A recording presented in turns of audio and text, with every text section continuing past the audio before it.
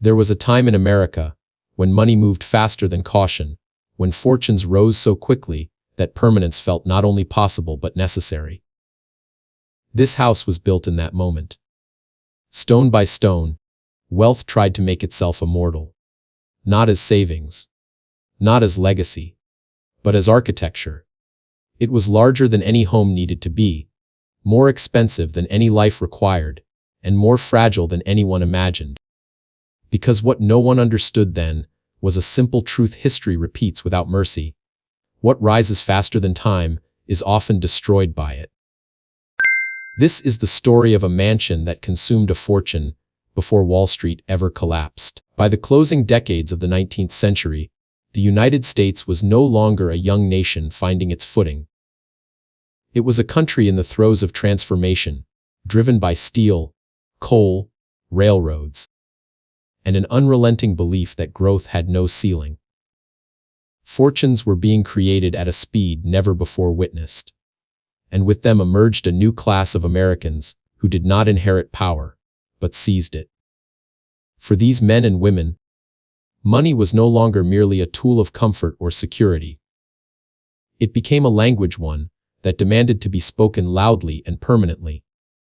This was the era later labeled the Gilded Age, a name that carried both brilliance and irony. Beneath its surface shimmer lay stark inequality, social tension, and an economy balanced precariously on speculation and ambition. Yet among the newly wealthy elite, these contradictions were rarely acknowledged. Instead, there was a growing conviction that wealth, if made visible enough, could transcend uncertainty. And the most convincing way to make wealth visible was through architecture. The mansion at the center of this story did not begin as a home in the traditional sense. It was conceived as a statement, an object meant to endure beyond markets, beyond reputations, beyond even its creator's lifetime. From the earliest sketches, scale was not a consideration to be debated, but an assumption to be embraced. The design reached outward and upward, unconcerned with restraint, practicality, or cost. Its purpose was not comfort. Its purpose was presence. The site itself was chosen with calculated symbolism. Elevated yet accessible, secluded yet conspicuous. It occupied a position that mirrored the social standing its owner sought to secure. From this vantage point, the mansion would not simply exist within the landscape, it would dominate it. Anyone approaching would understand, without explanation, that this was not the residence of an ordinary citizen, but the physical embodiment of power newly claimed. Construction commenced with astonishing momentum. Hundreds of laborers were drawn into a project, whose demands seemed to evolve by the day. Materials were sourced not for necessity but for distinction. Marble was imported because it was rare, not because it was practical. Exotic woods were selected for rooms rarely used. Decorative elements multiplied, not to enhance function, but to amplify spectacle. Each decision reflected a deeper belief that expense itself was proof of legitimacy. Inside, the mansion unfolded as a sequence of orchestrated impressions. Vast halls stretched beyond the scale of human proportion. Ceilings soared high enough to swallow sound, and staircases widened into ceremonial avenues, rather than paths of movement. Light was carefully manipulated to reflect endlessly across polished surfaces, creating an atmosphere that overwhelmed the senses by design. This was not architecture meant to serve daily life. It was architecture meant to command attention. Yet even as the walls rose and the interiors took shape, the first invisible fractures began to form. Costs surged far beyond initial projections, not because of miscalculation alone, but because ambition had no natural endpoint. Completion never satisfied.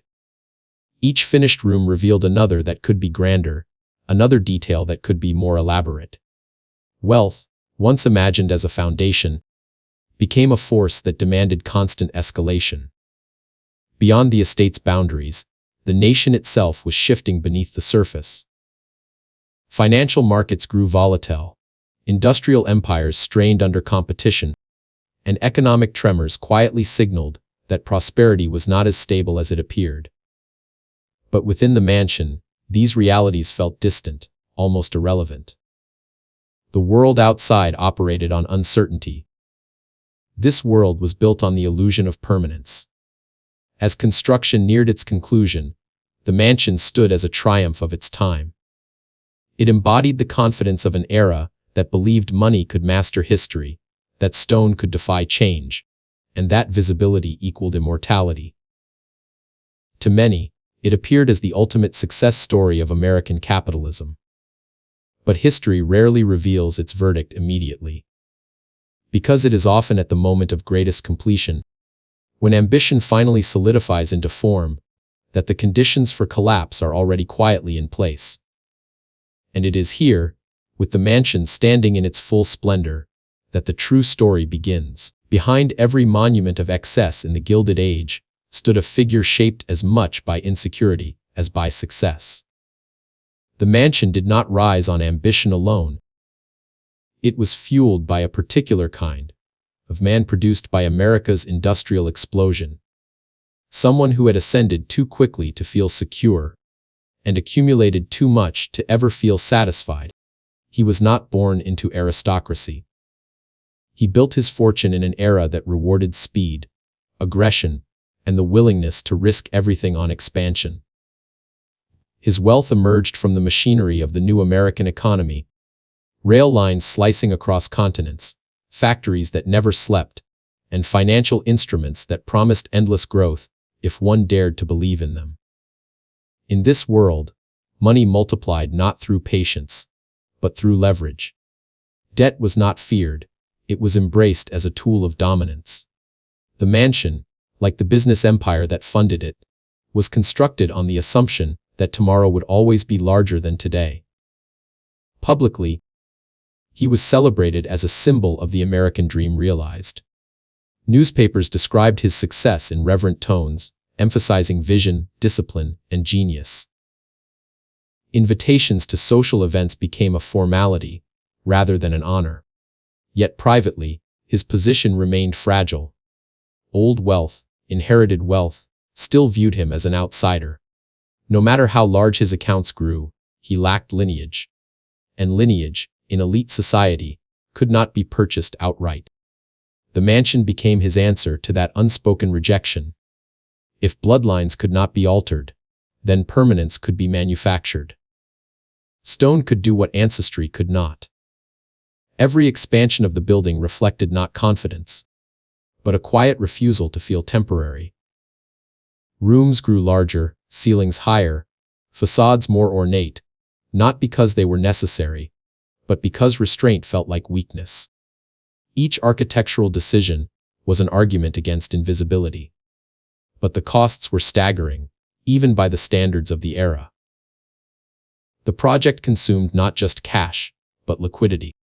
Capital that might have remained flexible became fixed, frozen into walls, roofs, and decorative details that generated no return. What appeared to be wealth solidified was, in reality, wealth immobilized. The mansion demanded constant funding, constant labor, constant maintenance, long before it ever housed a single finished life. At the same time, his business empire began to show early signs of strain. Expansion required borrowing. Borrowing required confidence from investors. Confidence required the appearance of uninterrupted growth.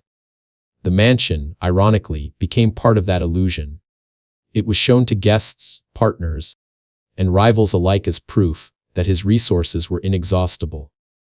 The larger it grew, the more it reassured those who needed to believe in his stability. Yet this reassurance was cosmetic. Behind the scenes, balance sheets tightened. Margins narrowed. Market conditions shifted subtly but persistently. Competition intensified, transportation costs fluctuated, and labor unrest grew across the country. These pressures did not announce themselves dramatically. They accumulated quietly, much like the unseen stresses accumulating within the mansion's foundations. The owner responded not with caution, but with acceleration. More projects were approved. More capital was committed. The mansion itself underwent revisions even as it neared completion. Each change justified as necessary to maintain prestige. To stop, even briefly, would have signaled doubt. And doubt, in this economic climate, could be fatal. Socially, the mansion began to function exactly as intended. Lavish gatherings filled its halls. Guests moved through its spaces with awe carefully orchestrated by design. Music echoed beneath vaulted ceilings. Conversations unfolded beneath imported chandeliers. Yet beneath the elegance, the atmosphere carried a subtle tension. The scale impressed, but it also unsettled. The house was admired, but rarely loved. Because it was never truly lived in. It was occupied, displayed, maintained, but not inhabited in the human sense. The owner spent more time overseeing its perfection than enjoying its existence. The mansion had become less a refuge, and more a responsibility. Less a symbol of arrival, than a reminder of how much still had to be defended.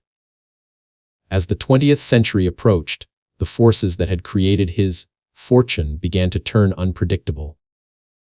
Economic cycles tightened. Financial institutions grew cautious. The same mechanisms that had enabled rapid ascent now magnified vulnerability. And the mansion, once imagined as an anchor of permanence, stood increasingly as a liability, too large to ignore and too costly to sustain. The irony was complete but not yet visible. What was meant to prove invincibility had quietly amplified risk. What was meant to outlast markets had become dependent on them. And what was meant to silence doubt had bound its creator to a future he could no longer control. The collapse had not yet arrived. But it was no longer theoretical. It was inevitable. The turning point did not arrive with a single dramatic collapse. There was no sudden crash that announced the end. Instead, it came quietly, spread across months and then years, embedded in routine decisions that no longer produced the outcomes they once had. The systems that had rewarded bold expansion began to resist it. Credit tightened. Investors hesitated. Markets that had seemed endlessly elastic revealed their limits. For the man behind the mansion, these changes were at first easy to dismiss. He had weathered fluctuations before. Temporary contractions were familiar territory, and confidence had always been his greatest asset. But this time, the pressure was different. It was structural rather than cyclical. The scale of his commitments had grown so vast that even small disruptions carried disproportionate consequences. The mansion, still absorbing resources at an alarming rate, became an increasingly visible strain.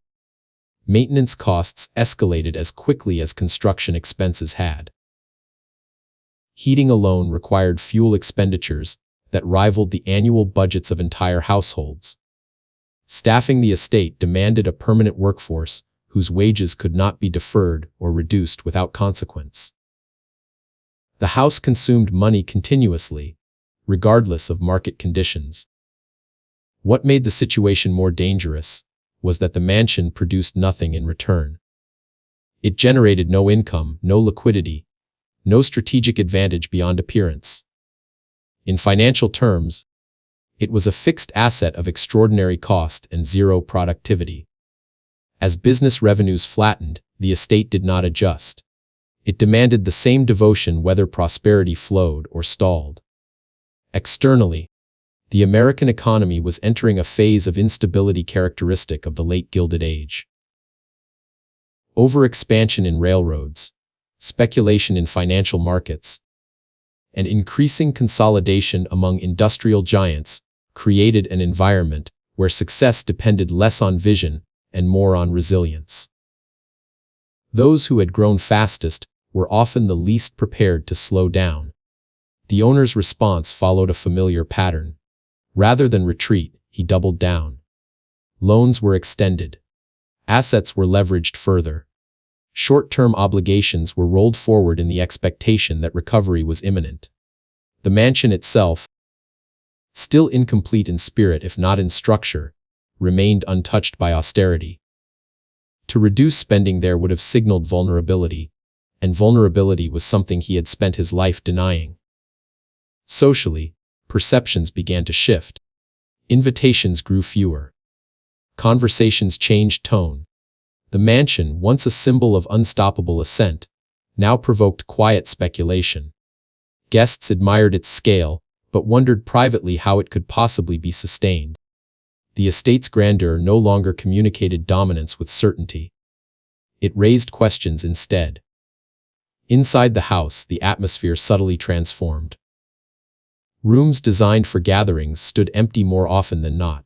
Corridors echoed with absence rather than conversation.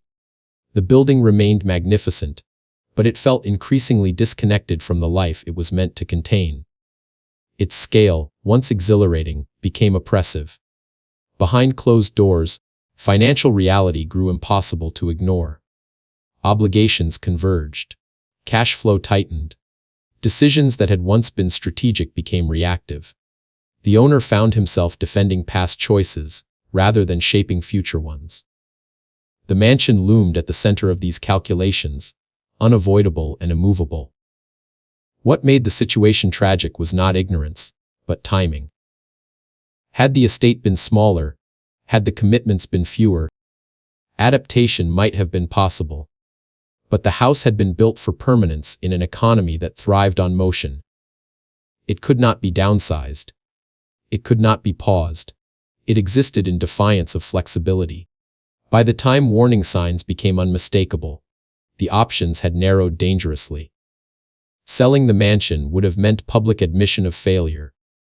Maintaining it required resources that were increasingly scarce, and abandoning it altogether would have shattered the identity the owner had constructed around it.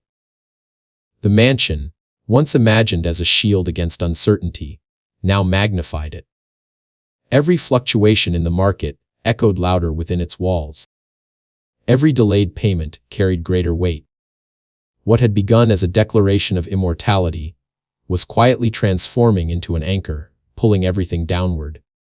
The collapse was no longer a distant possibility.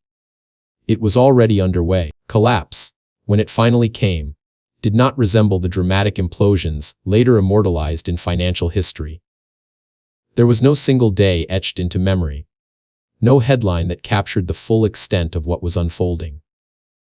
Instead, it arrived as a sequence of narrowing choices, each one more constricted than the last, until the illusion of control simply evaporated. The first visible fractures appeared in the business empire itself. Credit lines that had once been renewed automatically were now questioned. Lenders asked for reassurances that could no longer be convincingly provided. Financial institutions, increasingly cautious in a tightening economy, reassessed their exposure. The same confidence that had once secured favorable terms now worked against him. His scale, once impressive, now appeared risky. Cash flow became the defining concern. Revenues no longer moved freely through the system. Payments were delayed, then renegotiated, then postponed again. Each delay carried reputational consequences. In an era when reputation functioned as currency, uncertainty was contagious. Partners who had once stood firmly alongside him began to create distance, not out of hostility, but out of self-preservation. The mansion, immovable and relentless, remained at the center of every calculation. Its operating costs did not pause for negotiations. Heating, staffing, maintenance, security, all demanded regular payment. Even unoccupied rooms incurred expense simply by existing. What had once been a showcase of abundance now behaved like a machine designed to drain resources without mercy. Social withdrawal followed financial strain with unsettling speed. Invitations quietly ceased. Guests who once traveled great distances to admire the estate now found reasons to stay away. The mansion's halls, built to host crowds, grew still. Silence settled into spaces meant for spectacle. The building did not decay, but it emptied, and emptiness altered its meaning. Within elite circles, the narrative began to shift. The mansion was no longer spoken of as a triumph, but as a cautionary tale. Admiration gave way to curiosity, curiosity to judgment. Its scale, once synonymous with success, was reinterpreted as excess. In a society increasingly uneasy with visible inequality, the estate felt out of step with the moment. Behind the scenes, measures once unthinkable were considered. Assets were liquidated. Holdings were sold under pressure rather than strategy. Long-term plans collapsed into short-term survival. The mansion itself entered conversations not as a legacy, but as a burden. Yet selling it outright proved nearly impossible. Its size limited the pool of potential buyers, and its upkeep deterred even those who could afford it. Emotionally, the toll was profound. The house that had been intended to stabilize identity now destabilized it. Each room served as a reminder of choices made when growth seemed eternal. The building did not accuse, but it did not forgive. Its permanence amplified regret rather than erasing it. As financial control slipped further, public perception hardened. Newspapers that once praised vision now questioned judgment. Commentary shifted from celebration to analysis, and analysis to criticism. The mansion stood as a visible symbol of miscalculation in an era beginning to reevaluate the meaning of wealth itself. By the time decisive action became unavoidable, options had already expired. The empire that had funded the estate could no longer support it. The mansion survived physically, but the system that sustained it had failed. What remained was a structure too large for its moment, too costly for its time, and too symbolic to escape scrutiny. This was not merely the downfall of a man or a fortune. It was the collapse of a worldview. The belief that scale equaled security, that visibility guaranteed permanence, and that money, once accumulated, could stand still while the world continued to move. The mansion remained. But everything that had given it meaning was gone. After the collapse had fully taken hold, the transition did not announce itself through spectacle. There was no single morning when the mansion awakened to find itself abandoned. No public declaration marking the end of an era. Instead, the change unfolded gradually, almost imperceptibly, as if the house itself were reluctant to acknowledge what had happened. Life within its walls did not stop at once. It thinned. The first signs were administrative rather than emotional. Payrolls were reduced. Entire departments of staff were quietly dismissed, their roles deemed unnecessary in a residence that no longer hosted society or required constant display. Rooms that had once demanded daily attention were locked, not because they were unimportant, but because attention had become a luxury. What remained active was only what could no longer be postponed. For the former owner, the mansion had become unbearable in a way no financial ledger could capture. Every corridor was a reminder of a future that had once felt inevitable. Every surface carried the echo of decisions made when expansion seemed synonymous with survival. To remain inside the house was to relive certainty in a world that no longer supported it. Presence gave way to distance, distance to absence. Eventually, the mansion was left without farewell. In the surrounding region, the change was felt almost immediately. Local economies that had grown around the estate contracted. Shops that once supplied the household lost a major client. Skilled workers, gardeners, and domestic staff were forced to seek employment elsewhere. The mansion had not only consumed a fortune, it had anchored an entire microeconomy that now dissolved alongside it. As months turned into years, the estate entered an ambiguous phase of existence. It was neither occupied nor officially abandoned. Its legal status remained intact, but its social function had vanished. The house continued to be guarded, maintained in fragments, preserved just enough to prevent visible collapse. But preservation without purpose created its own form of decay. Architecturally, the mansion had been designed for a level of use that no longer existed. Heating systems assumed full occupancy. Plumbing networks spanned vast distances to serve rooms that would remain dark indefinitely. Ventilation relied on movement, and without it, interiors grew stale. The building did not fail catastrophically, it deteriorated patiently, exposing how dependent grandeur had always been on constant human intervention. Efforts to repurpose the mansion emerged repeatedly, often driven by desperation rather than vision. Financial advisors proposed subdivision, institutional conversion, sale to foreign buyers, or transformation into a public attraction. Each proposal collapsed under the same weight. The house was too large to be practical, too expensive to operate, and too symbolically tied to a disgraced fortune to attract confidence. What had once impressed now intimidated. During this period, the mansion began to detach from its original narrative. The man who built it receded from public memory, replaced by the structure itself as the primary subject of fascination. Journalists and historians wrote less about personal ambition and more about systemic excess. The house ceased to be a biography and became an artifact. Nature began to reassert itself at the edges. Formal gardens softened. Carefully enforced symmetry dissolved. Trees grew where pathways had once been cleared with precision. This was not vandalism, nor neglect, but time exercising its oldest function. The landscape absorbed the absence of control without judgment. Public perception shifted once again. Where there had been criticism, there emerged reflection. Visitors no longer arrived to admire power, but to study consequence. The mansion became a place where scale invited contemplation, rather than envy. People spoke in quieter tones within its halls, as if aware that the building had outlived certainty but not meaning. By the early 20th century, the mansion occupied a strange position in American consciousness. It was undeniably monumental, yet emotionally distant. It stood as proof that wealth could shape space, but not guarantee relevance. Its rooms no longer served life, they framed memory. What made the estate endure was not resilience, but adaptability through reinterpretation.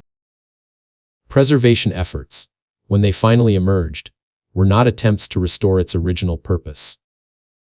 They sought instead to freeze a moment in time, to allow future generations to witness the physical manifestation of an idea that had once dominated an era. The mansion had failed in its original mission. It did not secure immortality for its creator. It did not protect a fortune. It did not stabilize identity. Yet paradoxically, it achieved a different kind of permanence. It survived as evidence. In that survival, the Gilded Age found one of its most honest monuments. Not a celebration of success, but a record of belief. A belief that money could be made solid, that ambition could be rendered permanent, and that scale itself could defeat uncertainty. The house stood on, not as a triumph, but as a question. And history, unlike wealth, was patient enough to answer it. Long after the fortune that created it had dissolved, the mansion entered a phase of existence its builder had never anticipated. It no longer belonged to the present, yet it refused to disappear into the past. Instead, it lingered, suspended between relevance and ruin, becoming something wealth alone could never engineer, a historical object, shaped not by intention, but by endurance. By the early decades of the 20th century, the economic world that had given birth to the mansion had fundamentally changed. Industrial empires consolidated. Financial regulations tightened. Public attitudes toward conspicuous wealth hardened. The unrestrained optimism of the Gilded Age, once celebrated as progress, came to be viewed as recklessness. In this new climate, the mansion no longer appeared aspirational. It appeared excessive, even embarrassing. Yet it did not vanish. Its sheer scale made demolition impractical, and its construction too solid to surrender easily to neglect. Stone endured where fortunes had failed. The building remained upright not because it was loved, but because it resisted disappearance. This physical persistence forced society to confront it, to decide what such a structure meant once stripped of its original purpose. Ownership changed hands, sometimes quietly, sometimes contentiously. Each transition reflected a different attempt to redefine value. Some saw the mansion as an opportunity, others as a burden inherited unwillingly. But none could escape the same reality. The house demanded more than it returned. It required constant negotiation with history, cost, and public perception. Gradually, preservation entered the conversation. Not as nostalgia, but as containment. The mansion was no longer considered a living residence, but a record. Its walls captured a specific moment in American history, when ambition outpaced restraint, and permanence was mistaken for security. To preserve it was not to glorify its origin, but to acknowledge its significance. Historians began to approach the estate differently than its contemporaries once had. Where society pages had focused on spectacle, scholars examined structure. They studied how wealth had been translated into space, how social hierarchy had been embedded into architecture, how fear of impermanence had produced rooms too large to be lived in. The mansion became a primary source. Public access, when eventually granted, altered the building's emotional register. Visitors did not arrive seeking inspiration. They arrived seeking understanding. Walking through the halls, they encountered scale divorced from function. Spaces designed to impress now provoked questions. Why so large? Why so many rooms? Why such permanence for such a fleeting moment? The mansion, stripped of private life, began to speak in a different voice. Its silence became interpretive. Empty rooms revealed how architecture could amplify absence as powerfully as presence. The lack of human scale underscored the psychological distance between those who built such places and those who labored to sustain them. Over time, the building absorbed layers of meaning it had never been designed to carry. It became a symbol not of one man's ambition, but of an entire economic philosophy. The belief that accumulation justified itself. That growth was proof of virtue. That enough was never enough. These ideas, once triumphant, were now frozen into stone, unable to adapt as the world moved on. Preservation did not restore vitality. It preserved tension. The mansion survived not as a success story, but as an unresolved argument. Each generation interpreted it differently, projecting contemporary anxieties onto its unmoving form. In times of prosperity, it warned against excess. In times of scarcity, it testified to inequality. In moments of cultural reckoning, it stood as evidence. What ultimately distinguished the mansion from countless other failed estates was not beauty, but honesty. It could not hide the cost of its creation. Its size refused subtlety. Its maintenance demands exposed the fragility of wealth, once separated from flexibility. It did not soften with time. It clarified. The man who built it faded almost completely from memory, reduced to footnotes and financial summaries. But the house remained legible. Its architecture communicated what biography could not. It showed how power had once attempted to make itself permanent, and how permanence, in doing so, had become a trap. In this way, the mansion achieved a legacy no fortune could guarantee. It became a site of reckoning. A place where visitors confronted the consequences of excess without the distraction of glamour. A reminder that wealth, when immobilized, loses its ability to respond, adapt, and survive. Time, indifferent and methodical, completed the transformation markets had begun. The mansion was no longer owned in the traditional sense. It belonged to history. And history, unlike money, did not require justification to endure. The building stood on, not as a monument to success, but as a record of belief and its limits. When the mansion finally settled into its last role, it did so without announcement. There was no dedication, no official recognition that marked the transition from failed ambition to historical artifact. The house simply endured long enough for meaning to find it. In surviving its purpose, It entered history not as its creator intended, but as history required. By the middle of the 20th century, the world that had produced the mansion had ceased to exist in any recognizable form. The economic logic of the Gilded Age, its faith in endless expansion, its tolerance for extreme inequality, its belief that visibility equaled legitimacy, had been tested and found wanting. 2 world wars, a global depression, and the rise of regulatory states reshaped how power was understood. Wealth no longer claimed moral authority by size alone.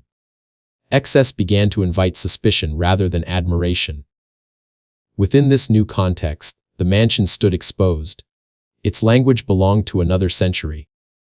Its proportions reflected assumptions no longer shared. What had once communicated certainty now felt out of scale with the realities of modern life. And yet, it remained physically undeniable.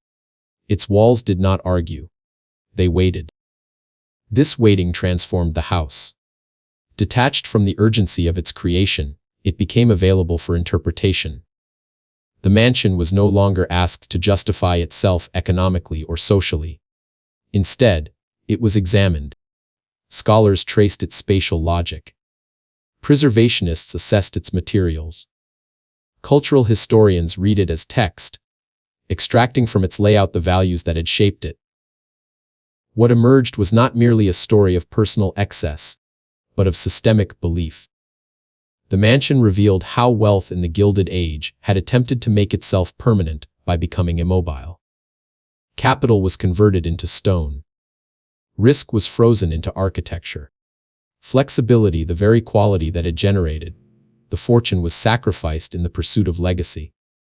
Visitors sensed this immediately, even without explanation. Walking through the house, one encountered rooms designed to overwhelm rather than accommodate. The absence of intimacy was not accidental. The mansion had not been built for comfort or continuity. It had been built to impress in a single decisive moment. Time, however, refused to remain still for that moment. As the years passed, the house became increasingly detached from the man who built it. His name faded. His business ventures collapsed into abstraction. But the structure remained legible. In this way, architecture outlasted biography. The mansion communicated what personal records could not: the emotional logic of an era that feared impermanence more than imbalance. This is where the mansion's true significance crystallized. It did not fail because it was poorly built. It failed because it was too faithful to an idea that could not survive changing conditions. It embodied a worldview that mistook scale for security and visibility for permanence. When that worldview collapsed, the house could not adapt. It could only remain. Preservation efforts, when they finally stabilized the structure, did not restore its original promise. They preserved its contradiction. The mansion was maintained not to celebrate triumph, but to expose cost. Its survival allowed future generations to confront the physical consequences of unchecked ambition without the distortion of nostalgia. In classrooms, it became a case study. In museums, a context. In public memory, a warning. The house ceased to belong to wealth and became part of civic understanding. It taught silently, persistently, without attempting persuasion. And perhaps this was the final irony. The mansion achieved relevance only after surrendering control. Only when it stopped asserting meaning, did meaning accumulate around it. History repurposed what ambition could not sustain. The Gilded Age left behind many structures, but few so honest. Some were softened by reinvention, others erased by development. This one endured in its original imbalance. It stood without apology, forcing recognition of what had been believed and what had been lost. In that endurance lies its power. Not as inspiration, but as evidence. Not as aspiration, but as consequence. The mansion still stands. Not because it conquered time, but because time chose to keep it. And in its continued presence, it offers a final lesson: one. The Gilded Age never learned for itself that wealth can build monuments, but only history decides what they mean. Long after the mansion ceased to belong to wealth, it began to belong to something more elusive. Memory. Not personal memory, but collective memory, the kind shaped not by lived experience, but by repetition, interpretation, and unease. The house became a place people returned to, not because it offered answers, but because it refused to let certain questions disappear. In the present day, visitors approach the mansion with no personal connection to the man who built it, no emotional investment in the fortune that once sustained it. And yet, they arrive with a quiet sense of recognition. The scale still startles. The emptiness still resonates. The imbalance between intention and outcome remains unmistakable. The house feels familiar in a way that transcends history. This familiarity is not accidental. The forces that shaped the mansion did not vanish with the Gilded Age. They changed form. Ambition still seeks permanence. Wealth still attempts to convert itself into symbols that outlast markets. Architecture still carries ideological weight. What differs is not the impulse, but our distance from its consequences. Standing within the mansion today, one does not feel transported to the past so much as confronted by a pattern. The house reveals how easily certainty can be manufactured, how convincingly success can be staged, and how fragile those constructions become when conditions shift. It reminds us that excess rarely announces itself as danger. It presents as confidence. This is why such structures continue to matter. They operate as warnings without language. Unlike statistics or economic theory, the mansion does not argue. It demonstrates. Its rooms show what happens when scale is pursued without proportion. Its corridors illustrate how ambition can outrun human need. Its silence exposes the cost of building for impression rather than endurance. Modern society often believes itself immune to these lessons. We speak of regulation, transparency, and historical awareness. Yet the instinct to equate size with legitimacy persists. Corporations grow until they are too complex to manage. Cities expand beyond their capacity to sustain themselves. Personal wealth seeks visibility as proof of relevance. The logic has evolved, but the pattern remains recognizable. The mansion stands as a checkpoint in that pattern. It allows us to pause, to examine a completed cycle rather than one still unfolding. This is its rare value. Most systems collapse while we are still inside them. This one collapsed long enough ago to be seen whole. What makes the house unsettling is not its failure, but its resemblance. The materials are old, the style outdated, but the ambition feels current. Visitors sense that the distance between then and now is thinner than expected. The mansion does not feel like an artifact of a naive age. It feels like a mirror held at a careful angle. Historians often caution against moralizing the past. And yet, history inevitably carries moral weight when its consequences remain visible. The mansion does not condemn ambition. It contextualizes it.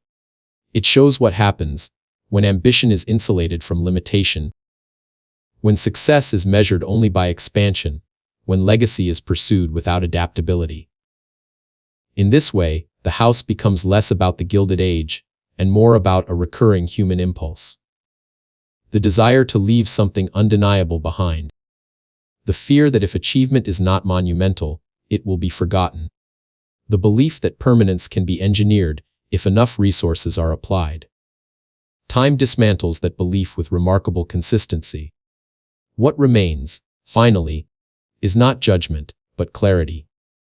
The mansion clarifies the difference between building and sustaining, between visibility and value, between legacy and memory. It reminds us that endurance is rarely designed. It is negotiated, revised, and often earned unintentionally.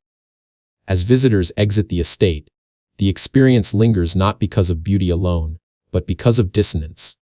The house is impressive, yet unresolved. It stands complete, yet unfinished in meaning. It refuses closure. And perhaps that is why we keep returning. Because the mansion does not belong entirely to the past. It belongs to every moment when ambition believes it has solved time, to every era that mistakes momentum for permanence, to every system convinced it will be the exception. The house waits patiently for those moments. It has learned that time always arrives eventually, and when it does, it leaves the structure standing not as proof of victory, but as a record of belief.